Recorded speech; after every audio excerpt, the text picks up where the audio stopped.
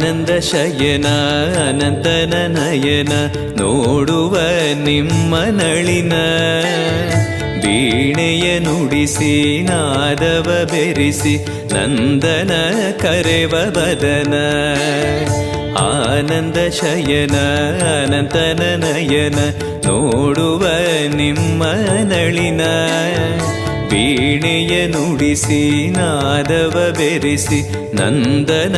ಕರೆವ ವದನ ಭಾಗ್ಯವಿದು ಗುರು ಭಾಗ್ಯವಿದು